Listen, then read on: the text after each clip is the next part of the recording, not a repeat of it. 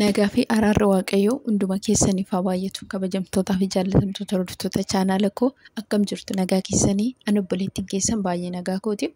Egaan nagaa kooti ansutiin guyyaa irraa kan ammoo seenaa baay'ee nama gaddisiisu kan hin qooddadhe tokkorraa isiniif qooduu barbaade keessumaa shamarran ilaallata jechuudha.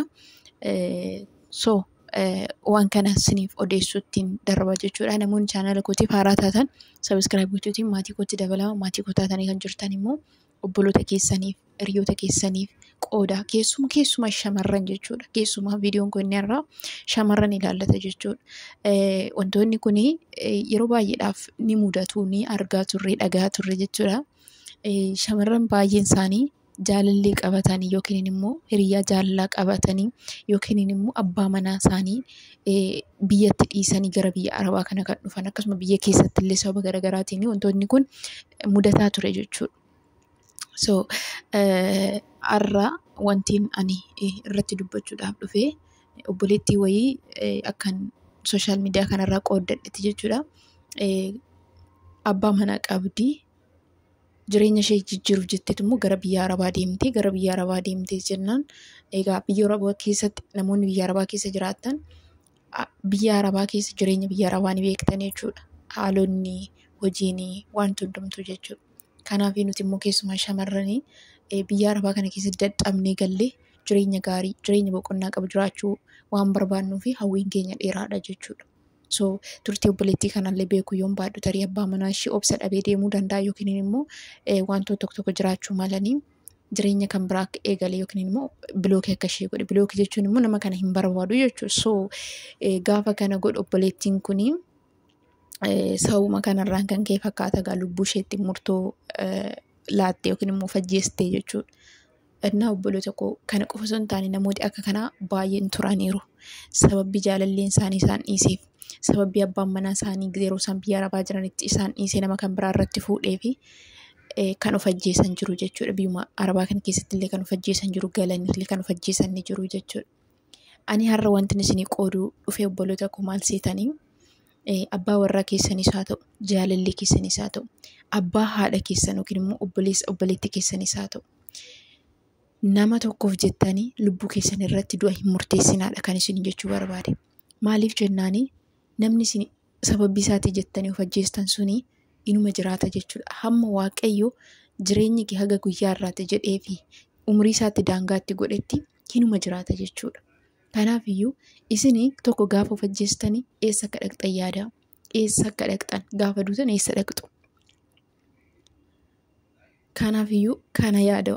Har'a jireenya lafarraa jibbee yookiin nama ta'eetiif waan namni sun na miidheef, jaalalleen koo waan na miidheef, haati koo abbaan koo waan na miidhaniitii fi har'uma kana ka'ee lubbuu koo yoon galaafadhee isokkee foon koo bakkeetti yoo bade isokkee rakkoon qabu. Garuu lubbuun koo kun eessa dhaqxi? Gaayis lubbuun keenya foon keenya kun kan keenya miti akka argine gochuu hin dandeenyu. Qabeenya waaqayyooti. Kanaatiifuu gaafa lubbuu kootti fuudhee iddoo murteessu lubbuun koo kun eessa geessii jedhee yaaduun irra jiraataa jechuudha. Dabalees immoo namni suni jireenyatti anaatiif na wajjin jiraachuudhaaf fedhan qabu yookiin immoo jaalalli kan kooti keessa nama kanaatii dhumeera yoo ta'e na bollokuu danda'a yookiin immoo na dhiisee jireenya kan biraa eegaluu danda'a. Sana jechuun gaafa nani lafa kanarraatii deeme yookiin immoo gaafa nani du'e namni sun jireenya isaa addaan kuta miti. Inuma jiraata jechuudha. Maal isin jechuu barbaadeen obboloota koo biyya Arabaas jiraadhaa, biyya keessa bakka barbaadan jiraadhaa. Hamma isin danda'ametti ofii keessan caala dabarsanii nama hin jaallatina. Ittaansee immoo namaaf jettanii lubbuu keessan hin balleessina. Nama isin miidhe sana jiraadhaati jireenyaatiin itti argisiisaa eenyummaa keessan jechuudha. Maaliif shamarri cimtuun tokko jechuudha yaani in ulfaata. Ayinaa biyyi namaa baay'ee ulfaata. Biyya Arabaa kana keessatti akkamii akka deddeebinu ni beekna jechuudha. Sana keessatti immoo nama gaa'ela wajjin ijaarranne jenne tokko abbaa manaa yoo ta'e silaa abbaa manaa keetii qaama keetii waan hojjettu waan gootu hundumaa isa wajjiniitiin kan gootu. Utuu abbaa manaa qabduuti maatii kee wajjin yookiin obbolaa kee hiriyaa kee wajjiniitiin waa tokko hojjechuu waa tokko gochuu hin dandeessu jechuudha. Maaliif abbaa manaa keetii kaleessatti heerumteetta yoo dhalarraa qabaattee dhalatu isin gidduu jira waan ta'eetiif abbaa manaa fi haadha manaa jechuun qaama tokko jedha macaafa qulqulluun. Abbaa manaa gaafa taatan dirqama. Jaalalli gaafa taatan garuu ofii keessan eeggadha. Ofii keessan caala dabarsitanii nama sanaatiif eenyummaa keessan hin kennina. Iddoo itti gargaaruu qabda ta'e, iddoo itti bira dhaabachuu qabda ta'etti bira dhaabadhu. Garuu of dabarsitee hin kenni. Kana naa godhi jettee qabeenya keetti hin laatiin. Kana naa godhi jettee ofii kee dabarsitee hin kenni. Jaalalleen kee jaalallee keeti. Gaafa tokko taatanii walitti dhuftanii abbaa manaa haadha manaa taatan garuu qabeenyatti qabdus kan inni qabus iddoo tokko ta'uun mala waan ta'eef gaafa sana amma wajjin jiraattutti abbaa manummaa beektee haadha manummaa kee beekee wajjiniitiin jiraattu waan gochuu qabda wajjin gootu jechuudha. Kanaaf wanti isin gorsu yoo jiraate please waan akka kana dhaga'utu na gaddisiisa yeroo hedduu jechuudha. Asii galee kan dhukkubsatu shamarran biyya arabaa jiran, kan du'u shamarran biyya arabaa jiran, kan sababii abbaa manaatti of ajjeesu, kan sababii hiriyaatti of ajjeesu shamarran biyya arabaa jiran. Waan hundumtuu immoo rakkin gidiraa duuti yaaddoon dhiphina waan hunduma isaayyuu nutti fe'ame jechuudha. Maaliif akka ta'e ani hin beeku naaf hin galu. Kanaaf ammayyuu shamarran namootaaf jettanii miidhamtan, namootaaf jettanii kan dhukkubsatan, namootaaf jettaniitu lubbuu keessan kan dabarsitan taa'atti yaada. Lubbuun keessan kun eessa dhaqxi? Waa'ee namni sun na duukaa of ajjeesaa, waa'ee namni sun na duukaa waa of godhaa jedhaatitti yaada. Namni sun jireenya isaa jiraata. Ishee fuudhe sana wajjin akka barbaade tan dalaaqaqee amma waaqayyo lafa kanarra jiraatta ittiin jedhetti jiraata. Isaanii waan hamaa sirratti haa godhan. Dafqa keellee haa nyaatan. Isa okkee. Garuu guyyaa tokko waaqayyo isaan gaafata. Kana beekuu qabda jechuudha. Ani amma namoota jechuudha. Namootni waa'ee mudannoo akka kanaa dhagee nama 2-3 keessaati. Namooti gaabbiin itti dhagahamee jechuudha. Fakkeenyaaf nama mucaa wayii jirteen fakkeenyaaf jechuudha ishee tokko isin fudhadhee gaa'ela dhaabattee gara biyya arabaa dhuftee kazaan booddee waggoota booda immoo inni kan biraa fuudhee ishee wajjin jireenya eegalee gaafa isheen kun dhageessu immoo wantoonni tokko uumamanii soo mucaan kun jireenya ishee achumatti dhaabdeetu jireenya ishee itti fuftee jechuudha. Boodarra garuu wanta baay'ee nama gaddisiisu balaa konkolaataatiin haadha manaa ishee haaraa fuudhe sana dhabe jechuudha. Gaafa kana dhufeetu dhiifama ishee gaafate mucaa ishee biyya arabaa jirtu kana dhiifama gaafate balleesseera jedhee jechuudha. Waaqayyo amma sadarkaa kanaatti gochuu danda'a. Maaliifini nama tokko waaqayyo nuuf haadha boonye dirqama namni sun lubbuudhaatiin lafa kanarraa darbuu qaba yookiin ajjeesnee yookiin du'ee yookiin waan tokko miti. Waaqayyo hojii keenya hundumaayyuu jireenya kan nutti argisiisu jira. Kanaaf ani wanti isin jedhu yoo jiraate namaaf jettanii lubbuu keessan hin dabarsina. Namaaf jettanii ofiin ajjeesina. Namaaf jettanii jireenya lafarraa inni sina jiraadha amma waaqayyo bakka haga kana jiraatta jedhee umurii kee daangessi lafa sii kaa'etti dadhabe hojjedhu jiraadhu. Ana natti dhagaan peeniin namaaf gala naaf gala jechuudha. Miti jaalallee jedhee nutti dhufee dafqa keenya mucu godhee nurraa nyaatee deemuu miti jechuudha. Yookiin immoo abbaa manaa nama qaama kootii jettee wajjiniitiin laayifii dabarsitu miti. Haatiif abbaan koo jechuudha. Eenyu malee daangaa malee gaafa isaan na miidhan natti dhagahama. Maaliifini biyya arabaa kana keessa akkamitti akka jiraadhu natu beeka. Mindaan koo inni nani jaan argadhu kun akkamitti akkam fidu anatu beeka. Isaan hin beekan qarshii argachuu koo beeku, hojii hojjechuu koo beeku, nama gidduu jiraachuu koo beeku.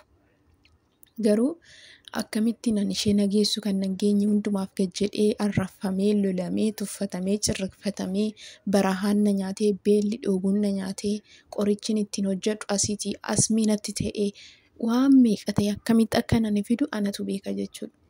Gaayis dubartiin tokko biyya arabaa deemtee waggaa 2 turte, waggaa 3, waggaa 4 turte kan jedhan waggoota kana gidduu bu'aa bahii hedduutu jira. Isammoo namoota arge qofatu beekuu danda'a malee namoonni biyya keessaati akkasittiin nu ilaalan kun yookiin maqaa meeqan baasan kun waa'ee keenya tokko hin beekan waan beekan tokkos hin qaban. Kanaafiyyuu isaantu na hubachuu dhiba jedhee lubbuu koo irratti murteessuu jechuun kun gowwummaa guddaadha. Maaliif jennaan isin warra waan hedduu dandeessani warra waan hedduu baattanidha bar. Kanaafiyyuu danda'a. Waan hundumaa danda'a jiraadha amma waaqayyo isin jiraachise jiraadha lafa kanarra. So wanti isin jedhu kana ergaan kiyya inni har'a kanadhuma. Waan hin jedhu hin beeku dhugaa dubbachuuf hedduu keessi qona jeeqamaatu ture jechuudha erganii waan kana yaanyu jedheeti. Hedduu tokko jechuudha na yaachiseen waa'ee ijoollee keenya dhukkubsatee kan kufaa jiru isaaniidha. Karaa adda addaatiin rakkinni dararaan karaa maatii, karaa obbolaa, karaa hiriyyaa, karaa abbaa manaa isaanii kan miidhamu isaaniidha. Why I don't know naaf hin galu baqa maaliif akka ta'e jechuu sababbiin isaayyuu. Kanaafiyyuu namoonni biyya keessaatis please walumaa galatti ijoollee biyya arabaa jiran kana hubadhaa.